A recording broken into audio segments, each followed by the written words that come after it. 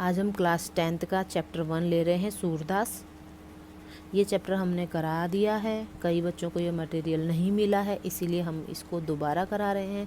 तो जिन बच्चों ने ये काम कर लिया है वो सिर्फ इसको ध्यान से सुने समझें, है ना, आपका रिवीजन हो रहा है। सूरदास चैप्टर 1। जन्म हुआ संवत 1540 में, निधन हुआ 1620 में। तो सबसे पहले ये संवत सुन लो। संवत मीन्स है काल गणना, यानी टाइम पीरियड को मापने का एक पर्टिकुलर वर्ड है संवत। ठीक है, इसमें क्या होता है कि जो राजा होता है उस टाइम, जिस टाइम कोई एक काल में जैसे राजा होता है ना, तो वो अपने गांव में के सारे जितने भी व्यक्ति होते हैं उन सबको कर्ज मुक्त करता है। वो खुद चुकाता है उनका कर्जा, सबको कर्ज मुक्त बनाता है। तो वो उसका एक समय, उसका टाइम पीरियड बन जाता है वो, यानी वो टाइम पीरियड उसके नाम से जाना जाता है। तो सबसे पहले भारत का जो राजा हुआ था विक्रमादित्य, उन्होंने ये संवत शुरू किया था। तो इसलिए देखो यहाँ पर विक्रम संवत, तो मतलब उन्होंने सारे अपने गांव वालों को कर्ज मुक्त करके अपना काल बनाया। तो तब से वो जो राजा का जो शासन काल था वो विक्रम संवत के नाम से जाना जाता है, क्योंकि उनका नाम विक्रमादित्य था। ठीक है, तो सबसे पहले उन्होंने राजा विक्रमादित्य ने ये शुरुआत की थी, तब से वो टाइम पीरियड को विक्रम संवत कहा जाता है, यानी उस राजा के राज्य का मतलब जब भी उसने राज किया उस टाइम पीरियड में। ठीक है, अब जैसे हुआ है, अब जैसे ये ले लो, है ना, शक संवत, अंग्रेजी कैलेंडर से ये 78 वर्ष पीछे होता है। ठीक है, जैसे अभी 2020 चल रहा है, इसमें से -78 माइनस कर दिए तो 1942।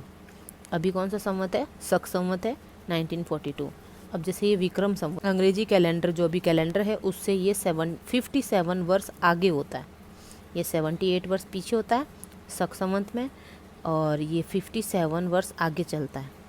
जैसे अभी 2020 चल रहा है, प्लस 57 वर्ष जोड़ दिए इसमें, तो इसमें 20 एंड 77, ये विक्रम संवत हो गया।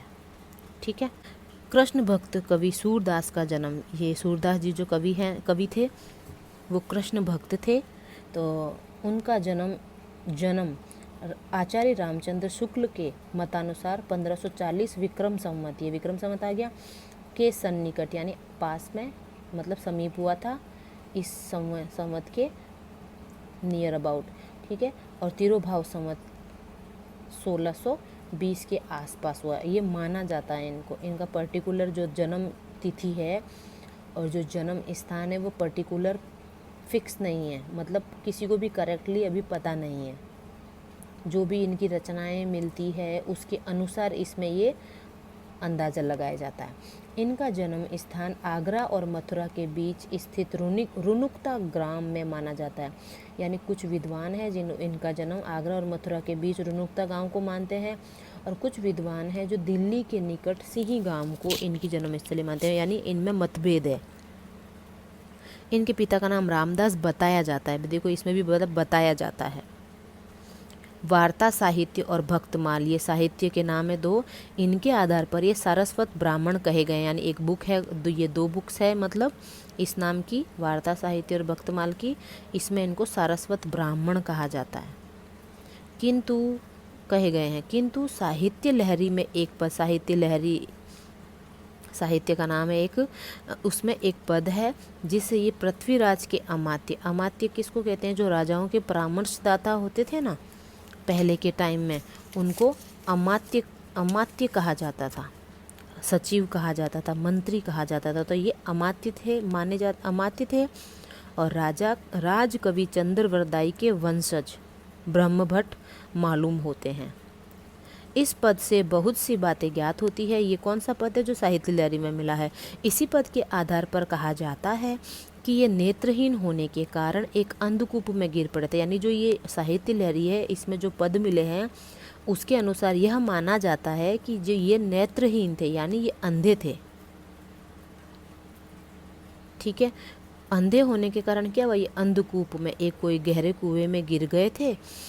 6 दिन वहाँ पड़े रहने के बाद भगवान श्री कृष्ण ने, मतलब ये माना जाता है, कृष्ण ने इन्हें दर्शन दिए और सनेत्र कर दिया, यानी कि इनको आंखें दे दी थी।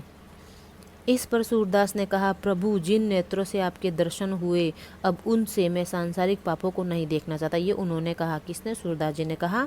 उनके निवेदन से, यानी सूरदास जी ने कृष्ण से निवेदन किया, कृष्ण जी से, कि मेरे नेत्र सदा के लिए बंद, मतलब नेत्र सदा के लिए बंद हो जाए। तो उनके निवेदन से नेत्र सदा के लिए, उनकी आंखें बंद हो गई, यानी हमेशा के लिए वो वापस अंधे हो गए।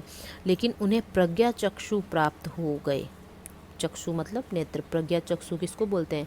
जो देख तो नहीं सकते थे वो, लेकिन वो मन से सबकी बातें जान लेते थे अपने आप ही। ठीक है। सूरदास जन्म से अंधे थे, यह विवादास्पद है, यानी कि यह विवाद में है। अभी तक मतभेद है सारे विद्वानों में, कोई पर्टिकुलर सबूत, पुख्ता प्रमाण नहीं है इसके। इस संबंध में अधिकांश विद्वानों का मत है कि वे जीवन के अंतिम समय में अंधे हुए। कई विद्वान मानते हैं कि वो जीवन के लास्ट स्टेज थी तब अंधे हुए, क्योंकि इसका प्रमाण हमें इनके पदों से मिल जाता है। यानी उनके कुछ पद मिले होंगे रचनाओं में। क्या लिखा? या माया झूठी की लालच, दुहु द्रग अंध भयो। यानी कि उनके ये इस पद में कह रहे हैं कि हे प्रभु, संसार की मोह माया ने मेरी आंखों पर पर्दा डाल रखा है। धन रूपी माया के लोभ में आकर के, धन रूपी माया के लोभ में आकर के मैं अंधा हो गया हूँ। दुहु द्रग अंध भय, यानी दोनों नेत्र क्या हो गए? अंधे, जिसके कारण मुझे प्रभु भक्ति रूपी ज्ञान का मार्ग भी नहीं दिखाई दे रहा। मैं तो अंधा हो गया हूँ। इनकी इन रचनाओं से पता चलता है कि ये लास्ट में हुए अंधे, अंतिम समय में, जीवन के अंतिम समय में। आचार्य वल्लभ ने अपने सिद्धांतों में सूरदास को दीक्षित किया और उसी समय से उनकी दास्य भाव की भक्ति सख्य भाव में परिणत हो गई। उनके शिष्य थे सूरदास जी, उनको पढ़ाया। उसी समय से उनकी दास्य भाव की भक्ति सख्य भाव में बदल गई। दास्य भावना की भक्ति थी जो सख्य भाव मतलब मित्रता के, सखा मित्र भाव में परिणत हो गई, यानी झुक गई उसकी तरफ, सख्य भाव की तरफ झुक गई। अपने गुरु वल्लभाचार्य की आज्ञा अनुसार इन्होंने ईश्वर की कथा को भाषा में वर्णन करने का कार्य प्रारंभ कर दिया। किन्होंने? अपने गुरु, सूरदास के गुरु वल्लभाचार्य ने उनको मतलब प्रेरित किया कि ईश्वर की कथा करने के लिए प्रेरित किया होगा। तो इन्होंने उनकी बात मानते हुए ईश्वर की कथाओं को अपनी भाषा में वर्णित किया। तो इनकी सूरदास की उपलब्ध रचनाएं 3 ही मानी जाती है: सूर सागर, साहित्य लहरी और सूर सारावली। ये इनकी 3 रचनाएं मिलती है। सूर सागर इनका प्रामाणिक, अत्युत्तम एवं श्रेष्ठ काव्य, प्रामाणिक यानी पुख्ता सबूत मिलते हैं इसके, सूर सागर के, और अत्युत्तम एकदम उत्तम है, और श्रेष्ठ काव्य ग्रंथ है जो इनकी कीर्ति को अक्षय रखने के लिए पर्याप्त है। यानी इनका नाम जाना माना फेमस करने के लिए ही काफ़ी है। कौन? सूर सागर। सूरदास ने ब्रज भाषा का प्रयोग किया है। सूरदास जी ने अपनी जो दोहो हैं, अपने जो पद हैं, उसमें ब्रज भाषा का प्रयोग किया है। इनके पूर्ववर्ती किसी भी कवि की भाषा में काव्य छटा न तो इतनी साहित्यिक है और न इतनी सौंदर्यपूर्ण, यानी इनके पहले किसी कवि ने ऐसी रचनाएं नहीं की। ठीक है।